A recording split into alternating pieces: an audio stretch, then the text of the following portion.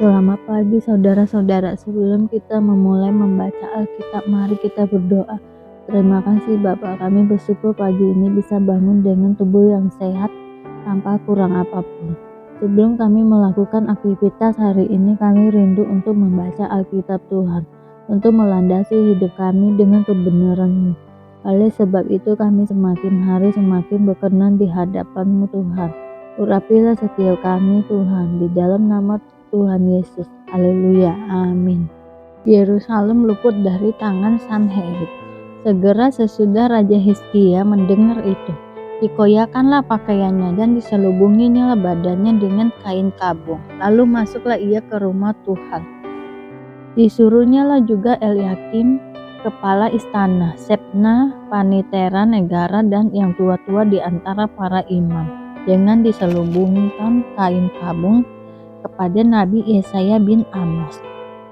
Berkatalah mereka kepadanya, beginilah kata Hizkia, hari ini hari kesesakan, hari hukuman dan penistaan, sebab sudah datang waktunya untuk melahirkan anak, tetapi tidak ada kekuatan untuk melahirkannya. Mungkin Tuhan Allahmu sudah mendengar perkataan juru minuman agung yang telah diutus oleh Raja Asyur, tuannya, untuk mencela Allah yang hidup, sehingga Tuhan Allahmu mau memberi hukuman karena perkataan-perkataan yang telah didengarnya. Maka baiklah engkau menaikkan doa untuk sisa yang masih tinggal ini. Ketika pegawai-pegawai Raja Hizkia sampai kepada Yesaya, berkatalah Yesaya kepada mereka, beginilah kamu katakan kepada tuanmu, beginilah firman Tuhan, janganlah engkau takut terhadap perkataan yang kau dengar yang telah diucapkan oleh budak-budak Raja Asyur untuk menghujat aku. Sesungguhnya, aku akan menyuruh suatu roh masuk di dalamnya, sehingga ia mendengar suara kabar dan pulang ke negerinya. Aku akan membuat dia mati rebah oleh pedang di negerinya sendiri. Ketika juru minuman agung pulang, didapatinya lah Raja Asyur berperang melawan Libna, sebab sudah didengarnya bahwa raja telah berangkat dari Lakis.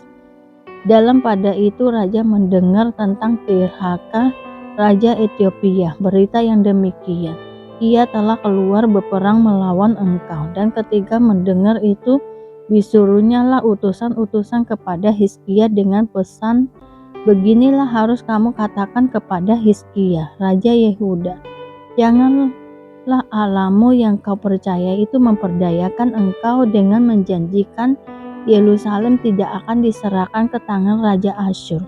Sesungguhnya, engkau ini telah mendengar tentang yang dilakukan Raja-Raja Asyur kepada segala negara, yakni bahwa mereka telah menumpasnya. Masakan engkau ini akan dilepaskan? Sudahkah para Allah dari bangsa-bangsa yang telah dimusnahkan oleh nenek moyangku dapat melepaskan mereka, yakni Gozan, Haran, Rezef, dan Bani, Eden yang ditelasa? Di manakah raja negeri Hamat dan Arpad, raja kota Sefarwam, raja negeri Hena dan Iwa? Hizkia menerima surat itu dari tangan para utusan, lalu membacanya. Kemudian pergilah ia ke rumah Tuhan dan membentangkan surat itu di hadapan Tuhan. Hizkia berdoa di hadapan Tuhan, katanya, ya Tuhan semesta alam, Allah Israel yang bertata di atas kerubim, hanya Engkau sendirilah Allah segala kerajaan di bumi. Engkaulah yang menjadikan langit dan bumi. Sendengkanlah telingamu ya Tuhan, dan dengarlah, bukanlah matamu ya Tuhan, dan lihatlah. Dengarlah segala perkataan Sanherib yang telah dikirimnya untuk mencela Allah yang hidup. Ya Tuhan, memang raja-raja Asyur telah memusnahkan semua bangsa dan negeri-negeri mereka, dan menaruh para Allah mereka ke dalam api, sebab mereka bukanlah Allah, hanya buatan tangan manusia, kayu dan batu, sebab itu dapat dibinasakan orang. Maka sekarang, ya Tuhan, Allah kami, selamatkanlah kami dari tangannya, supaya segala kerajaan di bumi mengetahui bahwa hanya Engkau sendirilah Tuhan. Lalu Yesaya bin Amos menyuruh orang kepada Hizkia mengatakan, Beginilah firman Tuhan Allah Israel tentang yang telah kau doakan kepadaku mengenai Senherib Raja Asyur. Inilah firman yang telah diucapkan Tuhan mengenai dia. Anak Dara yaitu putri Zion telah menghina engkau, telah mengolok-olokkan engkau. Dan putri Yerusalem telah geleng-geleng kepala di belakangmu. Siapakah yang engkau cela dan engkau hujat? Terhadap siapakah engkau menyaringkan suaramu dan memandang dengan sombong-sombong? Terhadap yang Maha Kudus Allah Israel. Dengan perantaraan hamba-hambamu engkau telah mencela Tuhan, dan engkau telah berkata dengan banyaknya keretaku, aku naik ke tempat-tempat tinggi di pegunungan, ke tempat yang paling jauh di gunung Libanon. Aku telah menebang pohon-pohon arasnya yang tinggi besar, pohon-pohon sanobarnya yang terpilih. Aku telah masuk ke tempat tinggi yang paling ujung, ke hutan pohon-pohonan yang lebat. Aku ini telah menggali air dan telah minum air. Aku datang mengeringkan dengan telapak kakiku segala sungai di Mesir. Bukankah telah kau dengar bahwa aku telah menentukannya dari jauh hari dan telah merancangnya dari zaman purbakala? Sekarang aku menunjukkannya, bahwa engkau membuat sunyi senyap kota-kota yang berkubu menjadi timbunan batu. Sedang penduduknya yang tak berdaya menjadi terkejut dan malu. Mereka menjadi seperti tumbuh-tumbuhan di padang dan seperti rumput hijau, seperti rumput di atas soto atau gandum yang layu sebelum ia masak. Aku tahu jika engkau bangun atau duduk, jika keluar atau masuk, atau jika engkau mengamuk terhadap aku. Oleh karena engkau telah mengamuk terhadap aku dan kata-kata keangkuhanmu telah naik sampai ke telingaku, maka aku akan menaruh kelikirku pada hidungmu dan kekangku pada bibirmu, dan aku akan memulangkan engkau melalui jalan dari mana engkau datang. Dan inilah yang akan menjadi tanda bagimu, hai Hizkia. Dalam tahun ini, orang makan apa yang tumbuh sendiri, dan dalam tahun yang kedua, apa yang tumbuh dari tanaman yang pertama, tetapi dalam tahun yang ketiga, menaburlah kamu, menuai, membuat kebun anggur dan memakan buahnya. Dan orang-orang yang terluput di antara kaum Yehuda, yaitu orang-orang yang masih tertinggal, akan berakar pula ke bawah dan menghasilkan buah ke atas. Sebab dari Yerusalem akan keluar orang-orang yang tertinggal, dan dari Gunung Sion orang-orang yang terluput. Giat cemburu Tuhan semesta alam akan melakukan hal ini. Sebab itu, beginilah firman Tuhan mengenai Raja Asyur. Ia tidak akan masuk ke kota ini dan tidak akan menembakkan panah ke atas. Juga ia tidak akan mendatanginya dengan perisai dan tidak akan menimbun tanah menjadi tembok untuk mengepungnya. Melalui jalan dari mana ia datang, ia akan pulang.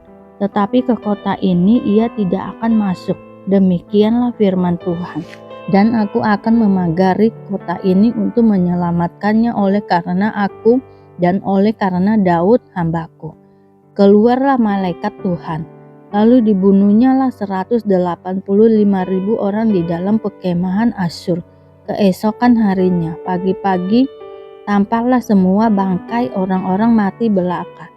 Sebab itu, berangkatlah Sanherib Raja Asyur dan pulang, lalu tinggallah ia di Niniwe. Pada suatu kali ketika ia sujud menyembah di dalam kuil Nisrok Allahnya, maka Adramelek dan Sarezer anak-anaknya membunuh dia dengan pedang, dan mereka meloloskan diri ke tanah Ararat. Kemudian Esarhadon anaknya menjadi raja menggantikan dia. Hizkia sakit dan disembuhkan. Pada hari-hari itu Hizkia jatuh sakit dan hampir mati. Lalu datanglah Nabi Yesaya bin Amos dan berkata kepadanya, beginilah firman Tuhan, sampaikanlah pesan terakhir kepada keluargamu, sebab engkau akan mati, tidak akan sembuh lagi. Lalu Hizkia memalingkan mukanya ke arah dinding dan ia berdoa kepada Tuhan.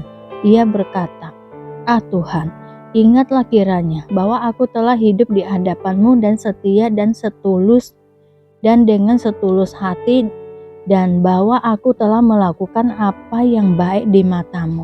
Kemudian menangislah Hizkia dengan sangat. Maka berfirmanlah Tuhan kepada Yesaya, "Pergilah dan katakanlah kepada Hizkia, beginilah firman Tuhan, Allah Daud, bapa leluhurmu, telah kudengar doamu dan telah kulihat air matamu. Sesungguhnya aku akan memperpanjang hidupmu 15 tahun lagi.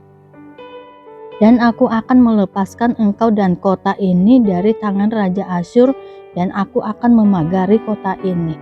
Inilah yang akan menjadi tanda bagimu dari Tuhan, bahwa Tuhan akan melakukan apa yang telah dijanjikannya.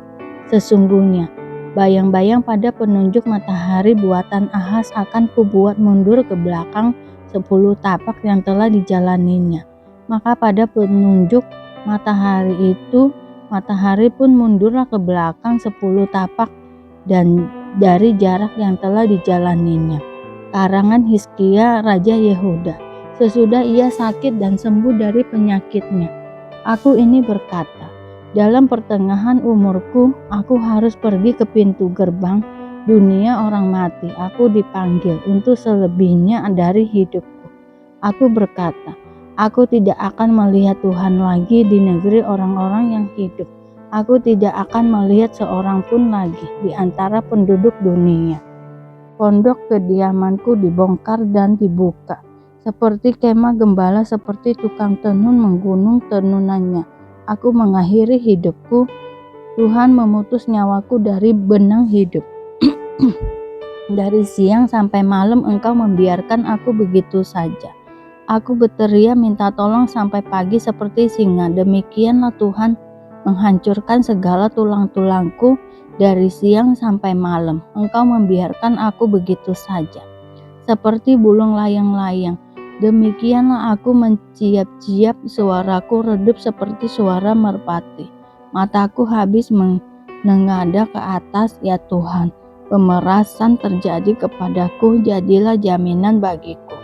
Apakah yang akan kukatakan dan kuucapkan kepada Tuhan? Bukankah Dia yang telah melakukannya? Aku sama sekali tidak dapat tidur karena pahit pedihnya perasaanku. Ya Tuhan, karena inilah hatiku mengharapkan Engkau. Tenangkanlah rohku, buatlah aku sembuh. Sesungguhnya penderitaan yang pahit menjadi keselamatan bagiku. Engkaulah yang mencegah jiwaku dari lubang kebinasaan, sebab Engkau telah melemparkan segala dosaku jauh dari hadapan-Mu. Sebab dunia orang mati tidak dapat mengucap syukur kepadamu, dan maut tidak dapat memuji-muji Engkau. Orang-orang yang turun ke liang kubur tidak menanti-nanti akan kesetiaan-Mu, tetapi hanyalah orang yang hidup, dialah yang mengucap syukur kepadamu. Seperti aku pada hari ini, seorang bapa memberitahukan kesetiaan-Mu kepada anak-anaknya. Tuhan telah datang menyelamatkan aku. Kami hendak main kecapi seumur hidup kami di rumah Tuhan. Kemudian berkatalah Yesaya, baiklah diambil sebuah kue ara dan ditaruh pada bara itu supaya sembuh. Sebelum itu Hizkia telah berkata, apakah yang akan menjadi tanda bahwa aku akan pergi ke rumah Tuhan? Kepatuhan kepada pemerintah. Tiap-tiap orang harus takluk kepada pemerintah yang di atasnya. Sebab tidak ada pemerintahan yang tidak berasal dari Allah, dan pemerintah-pemerintah yang ada ditetapkan oleh Allah. Sebab itu, barang siapa melawan pemerintah, ia melawan ketetapan Allah, dan siapa yang melakukannya akan mendatangkan hukuman atas dirinya. Sebab jika seorang berbuat baik, ia tidak usah takut kepada pemerintah. Hanya jika ia berbuat jahat, maukah kamu hidup tanpa takut terhadap pemerintah? Perbuatlah apa yang baik dan kamu akan beroleh pujian daripadanya. Karena pemerintah Allah adalah hamba Allah untuk kebaikanmu. Tetapi jika engkau berbuat jahat, takutlah akan Dia. Karena tidak percuma pemerintah menyandang pedang. Pemerintah adalah hamba Allah untuk membalaskan murka Allah atas mereka yang berbuat jahat.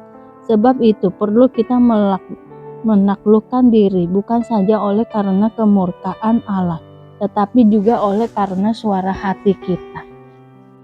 Itulah juga sebabnya maka kamu membayar pajak. karena mereka yang mengurus hal itu adalah pelayan-pelayan Allah. Bayarlah kepada semua orang apa yang harus kamu bayar. Pajak kepada orang yang berhak menerima pajak. Cukai kepada orang yang berhak menerima cukai. Rasa takut kepada orang yang berhak menerima rasa takut, dan hormat kepada orang yang berhak menerima hormat. Kasih adalah kegenapan hukum Taurat. Janganlah kamu berhutang apa-apa kepada siapapun, tetapi hendaklah kamu saling mengasihi. Sebab barang siapa mengasihi sesamanya manusia, ia sudah memenuhi hukum Taurat. Karena firman, jangan berzina, jangan membunuh, jangan mencuri, jangan mengingini, dan firman lain manapun juga sudah tersimpul dalam firman ini, yaitu kasihanilah sesamamu manusia seperti dirimu sendiri. Kasih tidak berbuat jahat terhadap sesama manusia. Karena itu, kasih adalah kegenapan hukum Taurat. Hal ini harus kamu lakukan karena kamu mengetahui keadaan waktu sekarang, yaitu bahwa saatnya telah tiba bagi kamu untuk bangun dari tidur, sebab sekarang keselamatan sudah lebih dekat bagi kita daripada waktu kita menjadi percaya. Hari sudah jauh malam, telah hampir siang.